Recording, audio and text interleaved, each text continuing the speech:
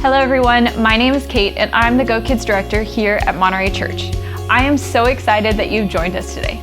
In just a moment, we are going to jump into worship and learn about God's Word together. But first, for all of you parents, if you'd like to dive deeper into today's lesson, check out our families page on our website for more activities to do with your family throughout the week. Now finally, we'd love for you to join us on a Sunday morning. We meet here at our 401 Alvarado Street location on Sunday mornings at 10 a.m. We hope to see you soon. But now, it's time for us to worship, so let's go.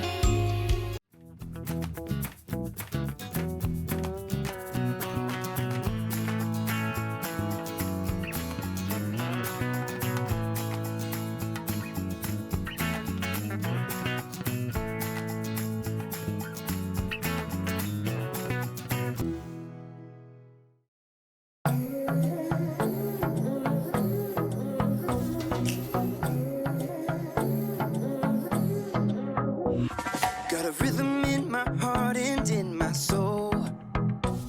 Got a reason for this joy I can't control. I wanna sing, I wanna dance, and give everyone a chance to hear about this endless love I know. Oh, what you give to me is not for me to keep. It's for the world to see your love.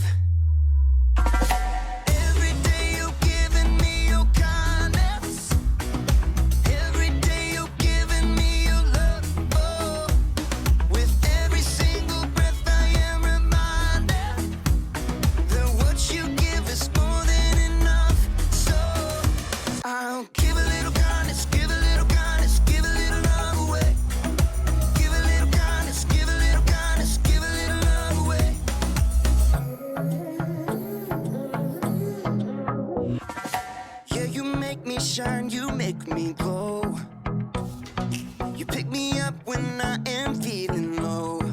I wanna sing, I wanna dance, and give everyone a chance to hear about this endless love I know.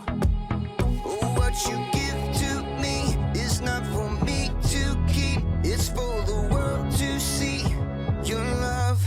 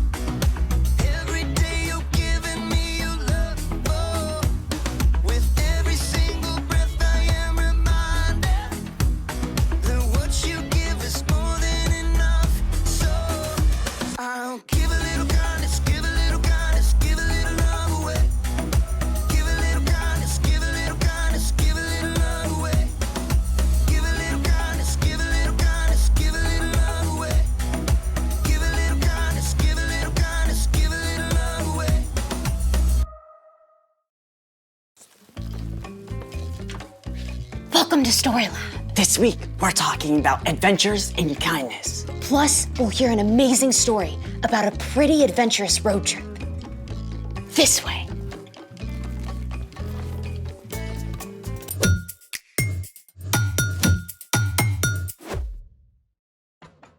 Hey, I'm Skylar. And I'm Sebastian. And today, we're talking about kindness. Kindness is showing others that they are valuable by how you treat them. Hey, nice backpack. You getting ready for school early? Nope. I'm going camping at Lake Wanasmacaskita. I love camping. Orienteering, setting up rain flies, cooking in the old Dutch oven, hobo dinners, and cowboy coffee. You know what I'm talking about, right? I've never been camping before. First time for everything. I mean, the real trick is just in the preparation, making sure you pack everything you need. Okay, that I've got covered. Okay, let's see what you got. First, bug spray. Little cold for mosquitoes, but better safe than itchy. Then What else? there's my Nintendo Switch. There's no electricity in the woods, Sebastian. Then you're not gonna like my next item. What's that? My Star Nightlight and Sound Machine. You know that there's stars and sounds of nature. Well, I also packed some non-electric stuff. Great. My knitting kit, tennis racket, golf club, got my snake. Oh, my chicken, you know.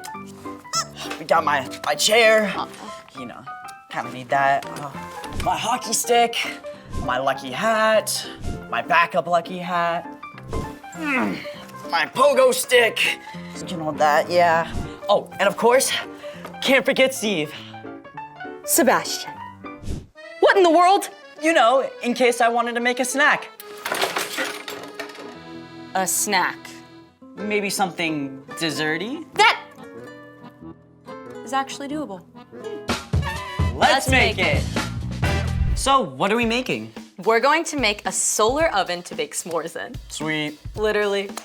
For this project, you'll need a cardboard box, aluminum foil, some plastic wrap, a glue stick, some tape, a ruler, something to cut with, a stick, and a marker. First, take your box and use a ruler to trace out a lid about an inch from the edge, like this. Then, cut it out. Remember to ask an adult to help. Be careful. I will. There. Next, we'll use the glue stick to line the inside of the box with aluminum foil. There we go. Make sure you cover it really well with glue.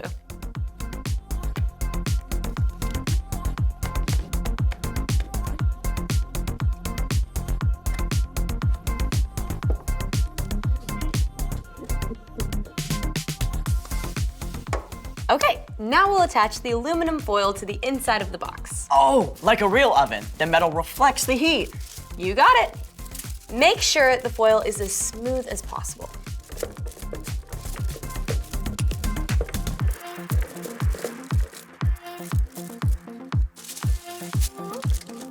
Perfect. Then what? Then use double-sided tape to tape 2 layers of plastic wrap to the inside of the outside edge of the box top. To hold the heat inside. All right.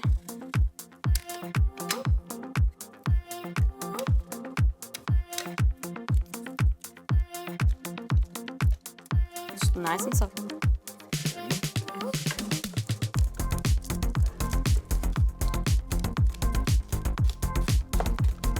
Very nice. And now we have the second layer.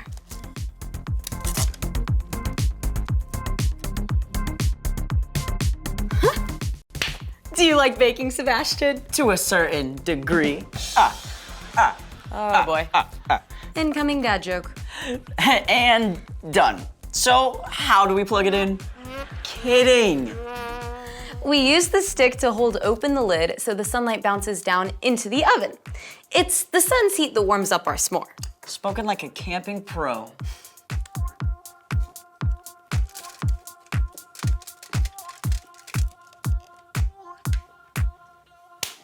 Now, all we have to do is head outside and set these babies up. I can see it already. Eating s'mores and telling stories around the campfire at Camp Wanna Smack a Skeeta.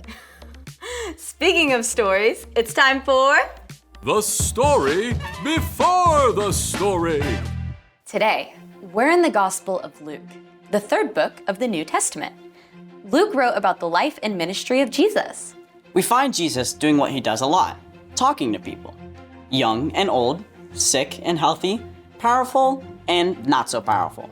And when Jesus spoke to people, he often used parables. A parable is a fancy word for story. More specifically, a story that uses things people know about to explain something about God's kingdom. One day, a religious expert showed up to talk to Jesus. This guy thought he was smarter than Jesus. Spoiler alert, he wasn't. And that's where our story starts. Take it away. Hey everyone, I'm Padma. In Luke, we discover a conversation between Jesus and an expert in religion, who was really just an expert in missing the point. People like him weren't happy with how Jesus was changing things, and they wanted to trap him in his own words. So, this expert asked, "Teacher, what must I do to receive eternal life?" and like a good rabbi, a Jewish teacher, Jesus answered the question with a question. What is written in the law? This man knew his stuff.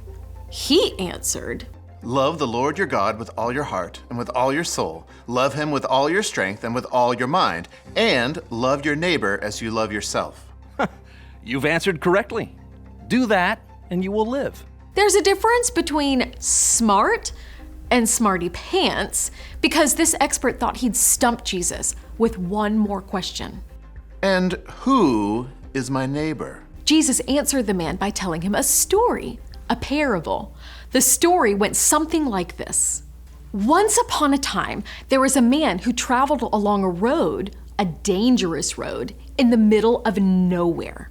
Suddenly, some robbers jumped out from behind a rock and hurt the man. They took everything he had and left him on the side of the road, sad, hurt, and all alone. Sometime later, a priest came along, a man whose whole job was to help people follow God. The priest saw the hurt man. Help! Help me! He's a priest, so of course he's gonna help the guy, right? I mean, it's the right thing to do. But no, the priest pretended the hurt man wasn't even there and walked past him on the other side of the road. Not kind, not cool. Please! Then along came a Levite, a man who helped people worship God. He saw the hurt man. Help! Please! But just like the priest, the Levite walked right on by, as far from the hurt man as he could get. I'm right here. Once again, not kind, not cool. But then a Samaritan man came along. Now, at this time, people from Samaria did not get along with Jewish people. It had been this way for hundreds of years. In fact, Jewish people would walk way around just to avoid walking by a Samaritan town. Oh no! Don't look this way. But this Samaritan cared about people more than he cared about old grudges. He felt sorry for the hurt man and stopped to help. Oh, they roughed you up good, but you're gonna be okay. I got you. The Samaritan man's kindness didn't stop there. He even carried the hurt man on his own donkey to an inn, which is like a hotel. There, the man could rest and get better. The Samaritan even paid the owner of the inn to take care of the hurt man until he was well again. Take good care of him. And if this money doesn't cover your expenses, I'll pay you back when I return. When Jesus finished telling his story, the religious expert said nothing. Then Jesus asked him one more question. Which of the three do you think was a neighbor to the man who was attacked by robbers? The proud expert who had tried to trick Jesus just minutes earlier was forced to humbly admit the answer. The one who felt sorry for him. Go and do as he did. Jesus made it clear. Your neighbor isn't only the person down the street. It's not just your friend. Your neighbor is anyone who needs your help and kindness. The end. Wow, the Samaritan helped the man even though there was nothing in it for him. Yeah, it even cost him time and money. I bet even his own people were mad at him for helping. You don't see that kind of kindness every day. I like that Jesus used his story. I mean, he could have said a lot of stuff to tell the expert that he was even smarter. but instead he used a story that anyone could understand. Jesus did that a lot. So, what's our part in the story? Kindness is showing others they're valuable by how you treat them. And one of the most powerful forms of kindness is showing love to people who are different from you. Like if there's a new kid who comes to your school from a different country or speaks a different language, you can ask them to sit at your lunch table. Or if someone thinks or acts differently than you, you can choose to listen and be kind to them, even if you don't agree with them. You can even be friendly to someone on the soccer team that just beat your team. Easier said than done sometimes. True. But remember, while you can't be best friends with everyone, You can still show kindness to everyone. you guys got this on lock. Peace. Bye. So here's the thing. Be kind to people who are different from you. Okay, let's do this.